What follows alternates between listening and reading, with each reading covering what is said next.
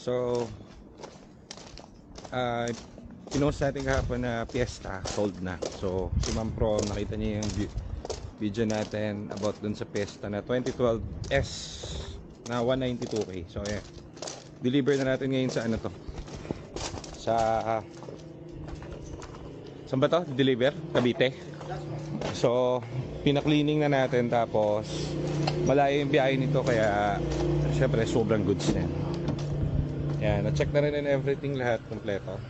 So yan, deliver na lang siya. May deliver kasi kami, nakita daw ni ma'am, nag-deliver kami dun nakaraan sa Pampanga. So ngayon pinapa-deliver niya kasi hindi yata maring mag-drive si ma'am, parang first car nila. So chinek na natin maigi tong unit. Okay na okay to, walang overheat. Na-check na to na Sep, nagawa na rin yung mga dapat gawin dito. So yan guys, 192k lang na Fiesta top of the line S. Bagal nyo eh. So naunaan na kayo ni ma'am. Ayan, paikot. So yan, deliver yan ngayon sa Cavite. So thank you ma'am ha, salamat po. Then yung papers inaayos na rin dun sa loob. Meron pa tayong isang bagong pasok. Ito sobrang sariwa nitong unit na to. Ganun din, S din na 2012. So ayan, marami pa tayong unit dito na may EcoSport.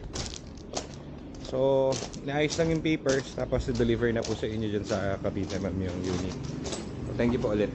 Ayun na yung papers. Yan, so ayan, okay na.